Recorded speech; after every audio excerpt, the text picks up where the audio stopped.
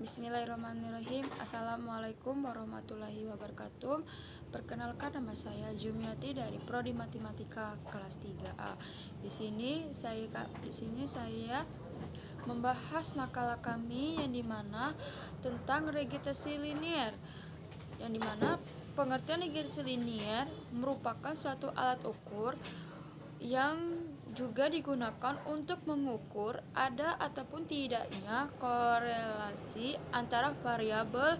Korelasi linier dikenal pertama kali oleh Sri Francis Gatot pada tahun 1887.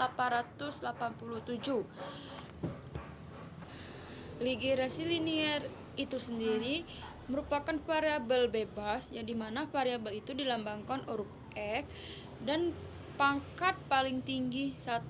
Untuk variabel linier sederhana, yaitu variabel yang melibatkan dua variabel, yaitu variabel X dan variabel Y. Persamaan garis regresinya dapat ditulis dan dengan dua bentuk, yaitu sebagai berikut. Yang dimana satu, persamaan regresi linier dari Y terhadap X, yang dimana kita dirumuskan Y sama dengan A ditambah BX. Bisa juga ditulis dengan rumus Y sama dengan sigma X Y dibagi dengan sigma X dikali X, yang dimana Y merupakan interaksi terikat, X variasi bebas, A intertop, dan B koefisien regresi atau stop. Yang selanjutnya, persamaan regresi linier dari X terhadap Y. Yang tadi kan regresi dari Y terhadap X, sedangkan ini regresi X terhadap Y, yang dimana dirumuskan X sama dengan A ditambah BX. Bisa pula ditulis dengan X sama dengan sigma XY dibagi dengan sigma Y dikali dengan Y, yang dimana X variabel yang terikat, sedangkan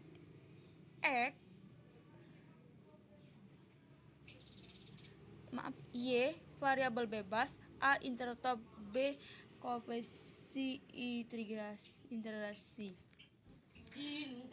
Persamaan garis kedua tersebut adalah identik atau semua titik dari diagram pencariannya pada sebuah garis. Dalam kedua bentuk persamaan garis linier tersebut, yang paling digunakan yang paling digunakan adalah Y sama dengan A ditambah BX, sedangkan persamaan garis regresi yang X, yang dimana A ditambah BX.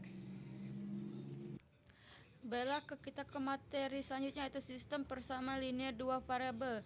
Sistem persamaan linier dua variabel bisa kita rumuskan dengan sigma Y sama dengan A dikali N ditambah B dikali dengan sigma X. Sigma XY sama dengan A dikali X sigma X ditambah B dikali dengan sigma X pangkat kuadrat 1.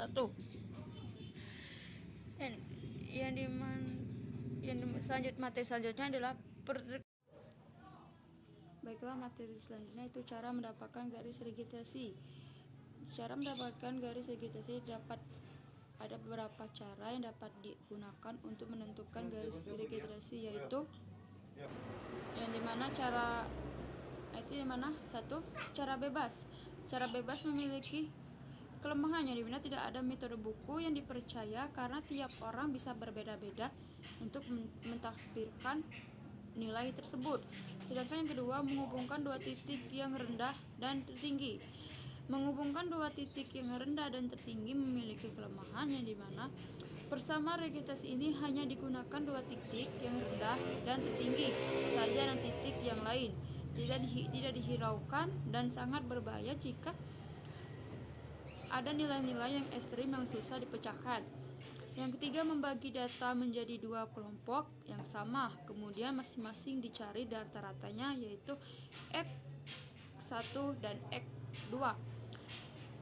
Kelemahan dari mencari data dua kelompok tersebut yang dimana sudah mengikuti sama titik karena dicari rata-ratanya,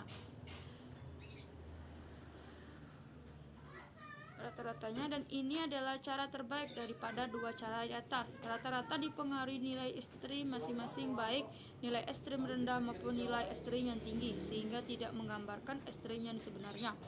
Yang keempat, metode kuadrat terkecil. Metode kuadrat terkecil ini dikenal oleh Gus, yang dimana E sama dengan Y kuadrat dikurang Y. Dalam regresi linier sederhana, hubungan variabel tersebut dapat ditulis dalam bentuk model persamaan linier yang dimana Y kuadrat sama dengan A ditambah BX. Yang dimana untuk mencari nilai A, yang dimana kita memiliki beberapa metode atau cara, yang dimana A sigma E kuadrat pangkat 2 dibagi dengan A turunan E pangkat 2 terhadap A. Yang selanjutnya, A berkurung sigma A ditambah sigma BX dikurang dengan sigma Y tutup kurung sama dengan aslinya 0. Selanjutnya 2 buka kurung NA ditambah B sigma X dikurang sigma Y tutup kurung dengan 0.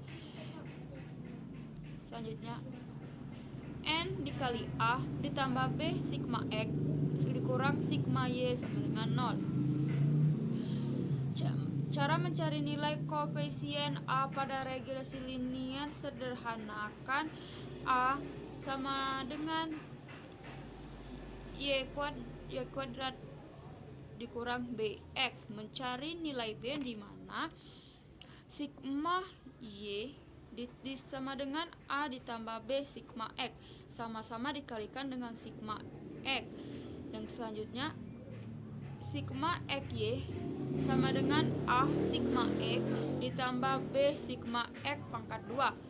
Selanjutnya, sigma XY sama dengan sigma Y dibagi dengan N dikurang B sigma X dibagi dengan X sama dengan sigma X ditambah B sigma X. Materi selanjutnya itu C, variabel bebas dan terikat regresi linier sederhana. Variabel bebas dan terikat regresi linier sederhana dibagi menjadi 3 bagian, yaitu yang dimana 1, finite variabel tak bebas, variabel yang nilainya ditentukan oleh variabel lain, diasumsikan bersifat random. Sedangkan yang variabel yang kedua, indefinite variabel bebas X, variabel yang nilainya ditentukan secara bebas, variabel yang diduga mempengaruhi variabel tak bebas, diasumsikan bersifat finite atau non-stochastic. Yang ketiga, syarat Y berjenis data kuantitatif, X berjenis data kualitatif kategori. Itulah materi dari saya tentang regresi linier. Maaf apabila kata-kata saya tidak kurang berkenan atau kurang mengerti, mohon dimaafkan. Wassalamualaikum warahmatullahi wabarakatuh.